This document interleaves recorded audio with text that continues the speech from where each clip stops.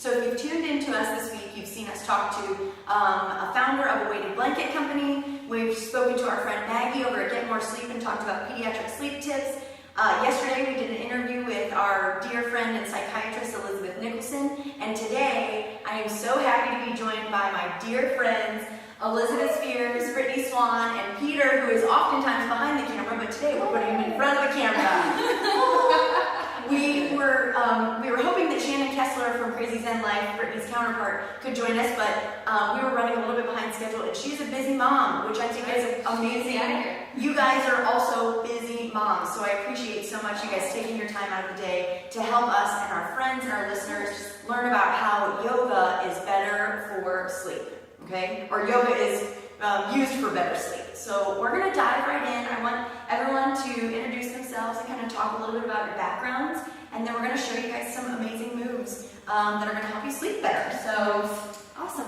Hi guys, I'm Elizabeth Spears, and I'm a mom of 2, and on the side, when I'm not taking care of running around with my kids, I teach yoga. I'm here in Louisville teaching at Bend & Zen, and then also at Milestone Wellness Center. So I'm so honored to be here with you guys today. Oh, and you'll also recognize Elizabeth because she's our Wicked Sheets model. So if you've seen our Facebook ads, Elizabeth is our model. And she has night sweats. I hope that's okay. I do, yes. Full disclosure, night sweats, yep. We always choose models that actually are customers. So there you go. Brittany's going to be our next model. She just doesn't know it yet. Totally down to do it. Yes. Hi, I'm Brittany Swan. I'm a registered yoga instructor at Bend & Zen. I actually got my certification with Elizabeth, so we've been traveling the yoga path for a while together. I first started yoga in 2012 and then just recently got my certification 2 years ago. And when I'm not on my mat, I'm in the studio with Crazy Zen. I have a great podcast with my counterpart. This is not my counterpart. She was here. She's my little duo, Shannon Kessler, and then I also have 3 kids. And I have 3. And I'm busy with them as well. So I'm really happy to be here to show you how to bring all of that down when it comes to sleep and calming your soul after a busy day. Yes, and I want to put out there a little disclaimer. I have done yoga maybe 3 or 4 times, but what we're going to show you guys today, anybody can do. Absolutely. And I think it's also really important, I always say, oh, well, I exercise, I work out. Yoga is important for so many different reasons. And do you guys maybe want to share a few tidbits of what yoga actually does to help calm your mind and body, and how the practice of yoga can help you outside of sleep, but just help you in everyday life? Yes, absolutely. So, that's a loaded question right there. We could spend hours upon hours trying to kind of define that, but, I guess you could say yoga is linking movement with your breath, and that's kind of what you can pin down as, if you were doing a forward fold, but the breath is not included, what makes it yoga is using the breath with your movement. So, you can take it as that. A lot of people get started in yoga because they want a good workout, something like that, but it evolves so much more. So much more. It's a mind-body connection, and it becomes much more emotional, much more spiritual for a lot of people once they get into their practice. And we're going to show you some moves today to kind of calm the body, prepare for sleep, and improve vitality in your life. Vitality, that's a great word. Yes, it's a big word. I think when it comes to linking yoga with sleep, it is a way to disconnect from the world around you and then connect everything inward. So when you do talk about yoga, it's a lot about the breath and the body and the mind linking all together in one present place. So when you think about coming down at the end of the day, it doesn't have to be on a mat as well. These can be simple postures you can do in bed, you can do with your kids, you can just do it any space. And even though you might just be tired winding down to take a 20-minute nap, these are things that you can do to reset and calm, and think about those calming words, I guess you could say, and find your peace.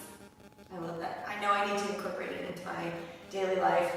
My Maybe doctor she'll tells me do that. that. I know. She'll get one next. She's like, you don't need anything other than yoga and meditation, and that will help you calm down. But I mean, hashtag entrepreneur life. Me and all my buddies, you are entrepreneurs. There is just no turning off the brain brain, and I think this would be a really great practice for me to start, so I can start really focusing on and being intentional with my day, and it's probably going to make me more productive, right? Absolutely. Yeah, I mean, it does do some kind of wonder to just reset and then bring everything back inward, because you're giving so much to the outside world. So when you bring it back, think about the things you might find, you might unfold, and maybe even give back to others, and keep that moving forward. I love that. Ooh, that's great. All right. Well, are you ready to start? Yeah, do it. Absolutely. So I'll start today, and I'm going to talk about a practice that's been around for thousands of years, and it's called the Five Tibetan Rites. Five Tibetan Rites. Just to, Google that. Yeah, Google that, and then you can find all the movements. So basically, there are 5 simple movements that were practiced thousands of years ago by monks in the Himalayas. And basically, they were observed as having this youthfulness about them, this vitality for life. And there's a book that kind of explains all of it. It's called The Fountain of Youth by Peter Kelder, and it goes through the Tibetan rites. And Fountain of Youth is kind of its defining feature or whatever. But one of the biggest benefits of practicing the 5 Tibetan rites daily is it induces better sleep. It's going to calm the body. It's based on, this is getting kind of intricate, but it's based on the chakras of your body, and just get all of your energy bodies within your system spinning in the right direction. All right, Google that. You can look through all the details later. But anyway, so we're going to practice the 5 Tibetan rites. I'm going to show you each movement. We're going to try it out. You're supposed to rest in between each rite. All right, and then you want to work up. We're not going to do it today, but you want to work up every day to be able to practice at least 21 reps of each rite. Oh my goodness. All right, So the cycle 21 times? So one movement 21 times. Okay. All right. Anyway, so we are going to start out, and these are a little bit, not in your comfort zone, but we're going to get into it together. All right. And this is just something that I have used in my life. So I practice these every day, and I, maybe doing it for 2 months, I didn't see the benefit. When you get into that rhythm of doing it every day and over time, maybe recheck at 3 months, and you're really going to see so much benefit in every way, shape, form in your life. And I also wanted to add that the Tibetan rites, it's an adaptogen to your body. So let's say when you wake up, you decide to do your 5 Tibetan rites, it's going to help you wake up and be nice and balanced for your day. Let's say you are hitting that terrible 3 p.m. where you just want to nap and you can't keep your eyes open. Get up, do some rites. It's going to help you move on with your day. Maybe you're not able to practice them until right before bed. Beautiful. It's going to help induce sleep, help calm the body, so it adapts to your body, to your mind. All right, so the first rite, rite 1, and I'm just going to show you guys first. All right, we might need to kind of stagger so we don't hit each other, but you're going to start with your toes and heels touching. You don't ever have to do these fast. You can do it at your own pace. So the first one is spinning in a circle clockwise. Always have to go left to right, all right? So what we do is inhale the arms up and high, chest lifts, all right? And then you can do it fast, you can do it slow, you can also spot something in front of you, but you begin to turn in circles. It can be slow, fast, yeah. Make sure you're going clockwise. Gotta keep your arms straight. And then I just did 3 right there. You want to work up to 21 one day. It can cause dizziness. That means you're doing it right. All right, so we rest. We lay down, and we take a rest. All right, so maybe we just did 3 of those. That's just fine. Over time, you're going to work up to more. Taking a rest, regulate the heartbeat. All right, and we're ready for rite number 2. We're actually going to do it right in this position, and the palms are going to be at your side facing the mat. All right, flex the feet. And on your next breath, you're going to bring the legs up over the head. Just lift the head, not the shoulders. They can extend wherever you want. Contract the belly, release, heels back down, release the body. so it's a separate movement. Inhale, lift the head, keep the shoulders down. You're trying for the legs to be straight. Really nice.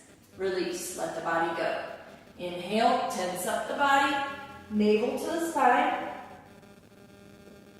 And release, let's rest. All right, so that was right number 2. Right number 3, after we take our rest, we come up. All right, so remember over time you're working up to higher and higher reps. All right number 3 here, you standing on your knees so that your hips are right over your knees. All right, and if you need a little blanket or any other support under there, that's just fine. And we want to tuck the toes under. All right, so there could be modifications for this if you don't want to go as deep, all right, to begin with.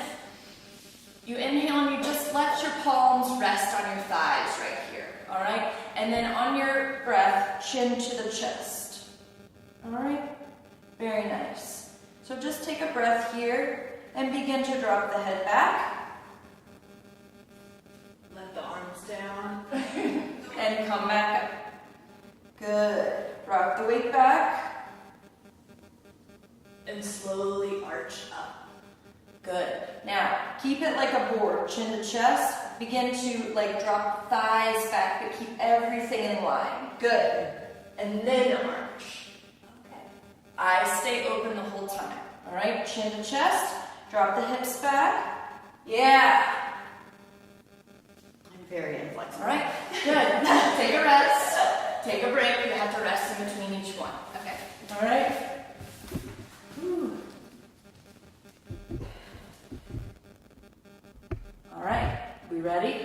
We're moving things right along. You're welcome to take a longer rest, but we're just, for time's sake, we're going to move on. So the 4th right, you're going to come into a reverse tabletop. So palms right behind you. Lift the hips. Drop the head back. All right, making sure your knees don't go past your toes. All right, just walk them out if you need to. On your next breath, eyes open, drop the seat, straighten the legs, hip lifts. Come on back up. This is a challenging one. Yeah, Really challenging. I know. People say that right number 4 is the most challenging. Eyes stay open, maybe a little dizzy, and use your breath. Right here, slowly release. Now, if your arms aren't long enough and your seat touches the mat, no problem at all. No problem at all. All right? 5th Tibetan Rite. What would be a modification for that one? So, modification for that one is going to be that you just drop your seat down. Just drop. And you don't have to lift. All right? So, 5th Tibetan Rite, just to round things off. All right? You're going to start in downward facing dog. All right, with the heels sinking towards the back wall. Plant the palms, begin to round the body forward like you're coming into a plank. And we come into that upward facing dog. Shoulders back, chest forward, gaze up. Engage the body. Downward facing dog, heels drop. So there's that little drop of the heels. Good. High on the toes, upward facing dog. Round it over, core completely engaged, drop the heels. Very nice, so that's 2 sets right there. Again, you start out maybe doing 2 or 3 reps of each one. Yeah. And then you work up to doing 21 or 22 in a row. All right? That's going to prepare you for a good night's rest. All right? But yeah, Google it. Go to YouTube. They've got lots of people demonstrating it. And, from my own experience, when I practice these more and on a daily basis, I sleep so much better and my whole day goes just feeling balanced and ready for what the day is going to bring. I love that. Thank you so Yeah. much. All right. Now, are there any other tidbits that we can tell them about starting their practice? How many days a week? If you can go to a studio, would you recommend going to the studio, doing things online? I think that's a really good question. I always say at least go to a studio 3 times Okay. to learn more about the alignment, the cueing, what things are called. It's just a better way of, and a qualified instructor is there to help you with those kind of things. and something to point out. And then you can definitely take your practice home. I think the home practice is a great way to incorporate finding stability on your mat and feeling more comfortable on your mat.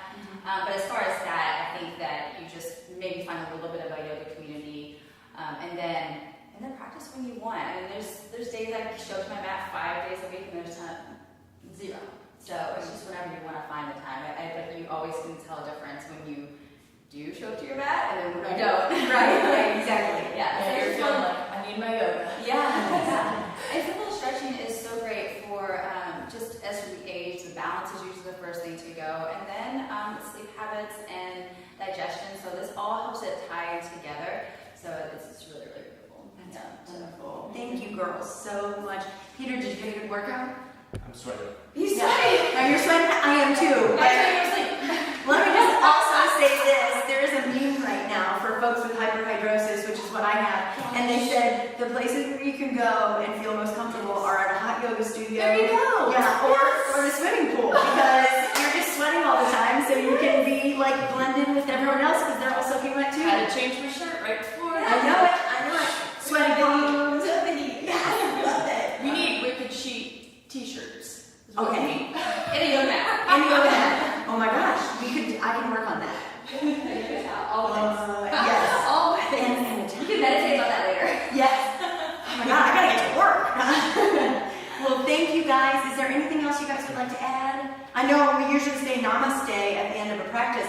I wore my classiest t-shirt for you all today that says namaste at the bar, but I really did show up for yoga because I know it's going to help me sleep better tonight, and I know that you guys are all going to sleep better tonight knowing these amazing 5 Tibetan rituals. That's right. All right, thank you guys so much.